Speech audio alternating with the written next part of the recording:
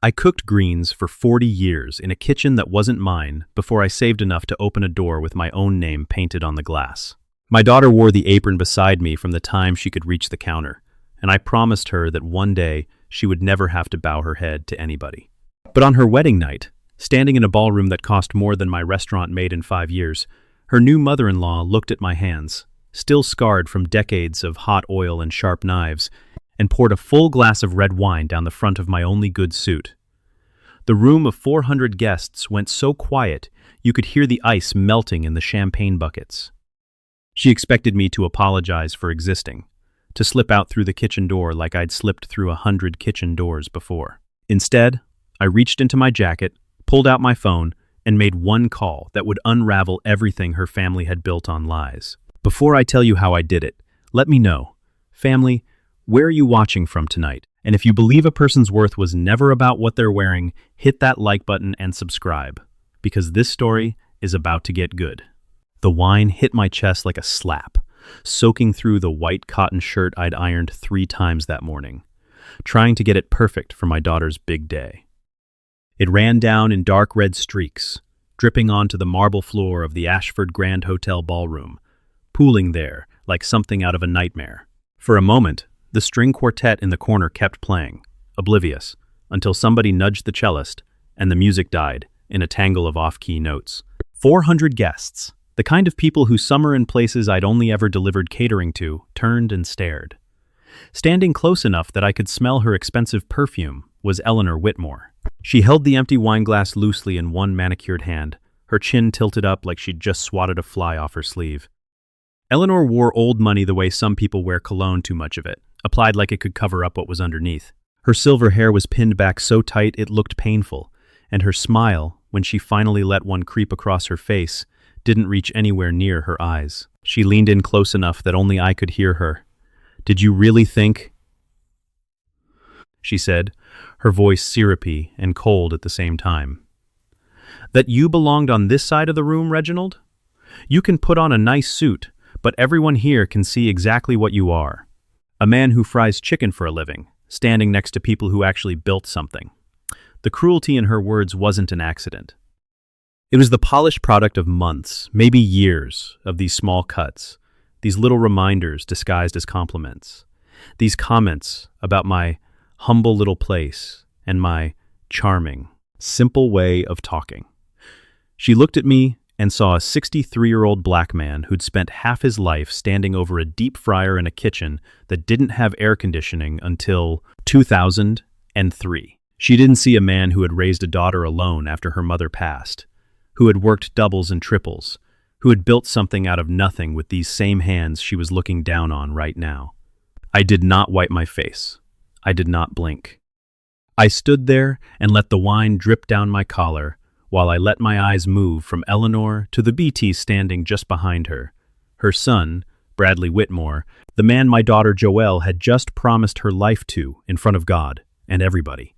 Bradley had the kind of smile that could talk his way out of a parking ticket, the kind of easy charm that made people forget to ask hard questions. But that smile was gone now, replaced by something pale and slack-jawed. He looked at his mother, looked at me dripping wine onto imported marble, and he did absolutely nothing.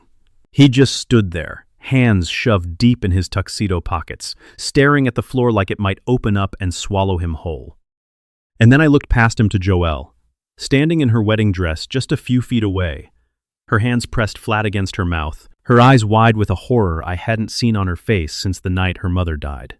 She had spent the better part of a year telling me the Whitmores just needed time to warm up to me, that Bradley was different from his mother, that I was reading too much into things. Now the truth was standing right there in the middle of the dance floor for everybody to see, and there was no explaining it away. Eleanor let out a short, satisfied laugh, mistaking my silence for surrender. She turned her back to me with a small, triumphant flounce, raised her hand to signal the band to start back up, ready to move on with her evening like she'd simply swept a piece of trash off her shoe. She thought she'd won. She thought I would slink toward the service exit with my head down the way she'd clearly imagined I would the moment she found out her son was marrying a chef's daughter. What Eleanor Whitmore did not know, what her cowardly son didn't know, and what even my own daughter had never fully understood, was that they were not looking at a broke line cook who'd gotten lucky with one restaurant. They were looking at a man who quietly owned 11 properties across 3 counties, including, as it happened, the very building they were standing in. I breathed in slow, taking in the smell of white lilies and old money one more time. I looked up at the chandeliers, throwing soft gold light across 400 faces that were watching me now with a mix of pity and disgust, waiting to see how low I'd let myself sink. And then, very calmly, I reached into the inside pocket of my jacket. I did not pull out a napkin to dry my face. I pulled out my phone, and I dialed a number I knew by heart. Eleanor's smile faltered when she caught the movement out of the corner of her eye. She spun back around, confusion flickering across her face for the first time all night. "What exactly are you doing?" she demanded, her voice losing some of its polish. "Calling yourself a ride home? Good. Use the service entrance, like you should have come in tonight." I held her gaze and let her see something she had never bothered to look for. In all the months of small humiliations, I let her see that there was a man behind the calloused hands. She'd been mocking all evening. "Do you have any idea," I said, my voice even and low, "whose hotel you just ruined a wedding in?" Before she could open her mouth to respond, the call connected, and I spoke directly into the phone. "Marcus, this is Reginald Carver. I need you to come down to the grand ballroom right now and bring the ownership paperwork with you." The confusion on Eleanor's face deepened into something close to panic. She looked around at the gilded ceiling, the marble floors, the chandeliers she'd been so proud to book for her son's wedding, like she was seeing the room for the first time. She had no idea that the Ashford Grand Hotel, the very building hosting this wedding, belonged to a man she had just humiliated in front of 400 witnesses. To understand why I let her talk down to me for nearly a year without correcting her, without once mentioning what I actually owned, you have to go back 6 months to a dinner where the real disrespect first showed its face over a plate of cold salmon. Eleanor had invited Joelle, Bradley, and me to a private dinner at her country club, the kind of place where the valets look at your car a second too long before deciding whether to park it up front or around back. I wore my best suit that night too, the same one I'd wear ruined 6 months later, and I knew exactly what Eleanor saw across that table. She saw a tired black man in his 60s who fried chicken for a living. She saw an easy mark, and I was right. The dinner started the way these things always start, with hollow compliments and careful small talk about the weather and the wedding venue. Eleanor talked at length about her late husband's real estate holdings and Bradley's promising future in commercial development, while Bradley nodded along like an obedient puppy. Joelle sat between us, beautiful and nervous, reaching for Bradley's hand under the table every few minutes, like she needed something solid to hold on to. I ate quietly, watching the family dynamics of the people my daughter was about to marry into, and something in my gut, sharpened by decades of reading difficult customers and harder business partners, told me Eleanor hadn't invited me here just for conversation. I was right about that too. Once the plates were cleared, the pleasant mask came off in an instant. Eleanor reached into a leather folder and slid 2 documents across the table. "Just a little business before the big day?" she said, her voice dripping with false warmth. "A standard prenuptial agreement, of course. Bradley has a significant inheritance to protect, as I'm sure you understand." I didn't flinch at that one. A prenup made sense. Joelle ran her own architecture firm and had her own assets to protect too. But Eleanor wasn't finished. She slid a second folder directly in front of me. "Now, Reginald," she continued, folding her hands like she was about to do me a favor, "Bradley is launching a new boutique hotel venture next spring. A wonderful opportunity, but these things require liquid capital up front, and frankly, given your restaurant's modest returns, I assumed you'd want to be part of something with real growth potential. We were thinking $200,000 would secure you a small stake." I looked at that folder for a long moment, at the glossy renderings of a hotel that didn't exist yet, funded by money that didn't exist yet either. And I understood exactly what kind of family my daughter was marrying into. They didn't see Joelle as someone joining their family. They saw her as a door, and they saw me as a wallet standing conveniently behind that door. I told Eleanor, calmly, that I'd think about it. I had no intention of giving that woman a single dollar, but I also had no intention of tipping my hand. Not yet. Because over the following months, as Eleanor's comments got sharper and Bradley's spine got weaker. I started paying closer attention to things Joelle hadn't noticed. Late-night phone calls Bradley took outside at family dinners. The way he flinched whenever a particular name came up on his phone. The way Eleanor's investment opportunity kept shifting in size and shape every time I asked a reasonable question about it. I called an old friend of mine, a private investigator named Teresa Okafor, who'd helped me handle a supplier fraud case at the restaurant years back, and I asked her to quietly look into Bradley Whitmore's finances. What she found over the next 3 months was worse than I'd imagined. Bradley wasn't launching any hotel venture. He owed nearly $400,000 to a private lending group with a reputation for collecting debts in ways that didn't involve lawyers. The investment opportunity he and his mother had pitched me wasn't for growth. It was a desperate attempt to cover a hole Bradley had dug himself into through online sports betting and a string of bad real estate flips his mother didn't know about. And worse, Teresa found a loan application in Joelle's name at a regional bank, complete with her signature, applying for a $150,000 personal line of credit, a signature Joelle had never written, on an application she'd never seen. I sat with that information for 2 weeks before the wedding, turning it over every night, trying to decide what kind of man I wanted to be when I finally let it out into the light. I could have shown up to that country club and burned the whole thing down right then. But Joelle loved Bradley, or at least she loved who she believed Bradley was. And I had learned a long time ago that some lessons land harder when people see the truth with their own eyes, instead of hearing it secondhand from a worried father. So, I let it sit. I let Eleanor keep looking down on me. I let her think the quiet old cook in the corner didn't have the first idea what was happening right under his nose. I watched, and I waited, and I quietly bought the Ashford Grand Hotel through a holding company 8 weeks before the wedding. The same week Eleanor proudly announced she'd booked the venue, having no idea whatsoever who she was about to be doing business with. The night of the wedding, standing there with wine soaking into my shirt, I wasn't thinking about revenge. I was thinking about my daughter, and the look on her face, and how much longer I could let this go before it cost her something she couldn't get back. Marcus arrived in the ballroom within 4 minutes, a folder of ownership documents tucked under his arm, exactly as I'd asked. He walked straight up to where Eleanor stood, still trying to recover her composure in front of 400 increasingly confused guests, and he handed me the folder without a word. I opened it slowly, letting the silence stretch, letting every person in that room lean in just slightly to see what was about to happen. "Mrs. Whitmore," I said, loud enough now that the whole room could hear, "you booked this ballroom for your son's wedding 6 weeks ago. I'd like you to take a look at who actually owns the building you're standing in." I held the deed transfer up where she could see it clearly, her own signature on the rental contract, sitting just above the building's new ownership record.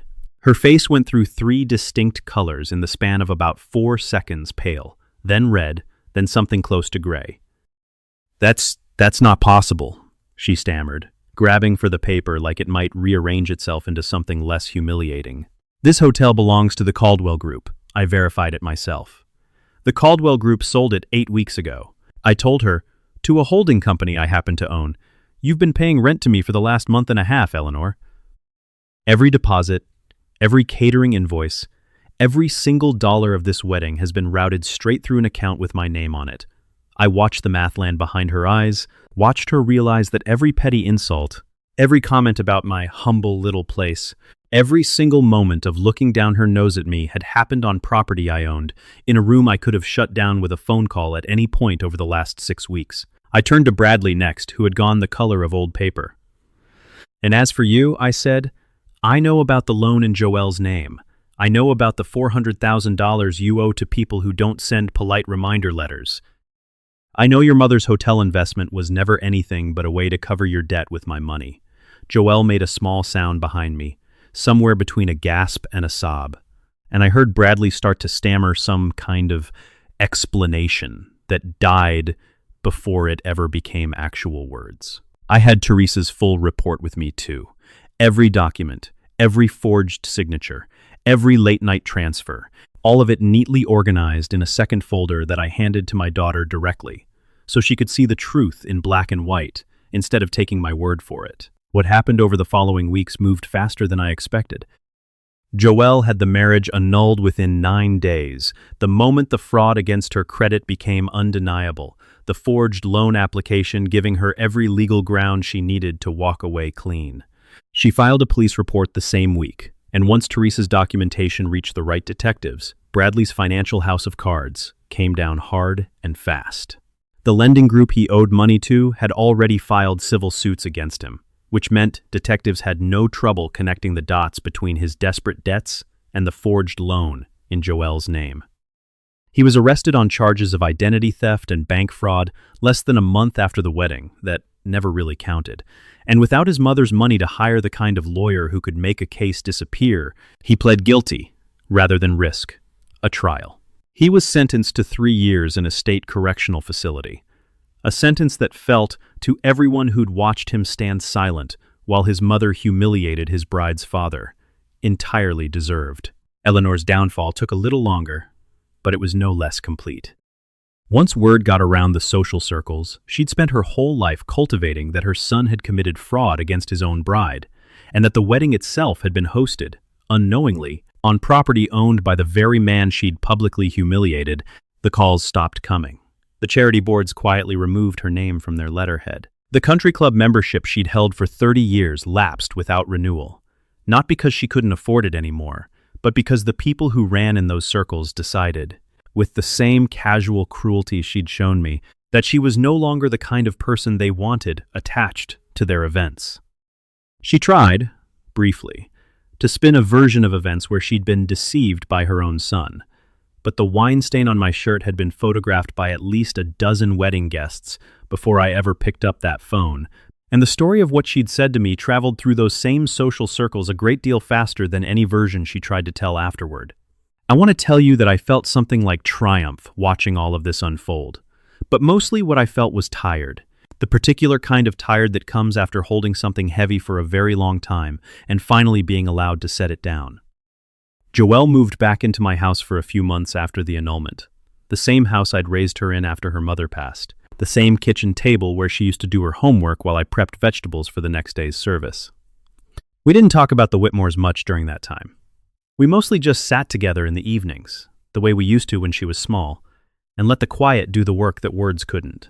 6 months later, Joelle's architecture firm landed the contract to redesign the community center 2 blocks from my restaurant, the same neighborhood where I'd cooked my first plate of food for a paying customer almost 40 years ago. She comes by most evenings now after work, still wearing her blueprints rolled under one arm, and pulls up a stool at the counter while I close out the register. She tells me about the building she's designing, the lives she's hoping to make a little easier with good light and solid floors, and I listen, and I think about how close I came to losing her to people who only ever saw her as a means to an end. As for the Ashford Grand Hotel, I still own it. I kept the staff who worked the wedding that night, every single one of them, and gave each of them a raise the following month, because none of what happened that evening was ever their fault. I think about Eleanor sometimes, about the look on her face when she realized whose floor she was standing on, and I don't feel anger about it anymore. Not really. I feel something closer to clarity. I spent 40 years being underestimated by people who looked at my hands and decided they already knew everything about who I was. I let them believe what they wanted to believe, because correcting them was never the point. The point was making sure that when the moment came, I had already built something solid enough that their opinion of me couldn't touch it. Real respect was never something I needed Eleanor Whitmore to hand me across a dinner table. It was something I built one plate, one property, one quiet decision at a time, until the day came when I didn't have to ask for it anymore. I simply had it, sitting right there in my pocket, waiting for the moment I finally chose to let it speak. Real worth was never something Eleanor could pour out with a glass of wine, and it was never something she could hand back either. It was already there, built quietly over 40 years of honest work. So the next time someone looks past your hands to judge what they think you're worth, just keep building. One day the truth stands taller than any insult ever could, and it speaks for itself. A small note for you, family. This story was written and fictionalized by AI for entertainment, while hoping to carry a positive lesson into your evening.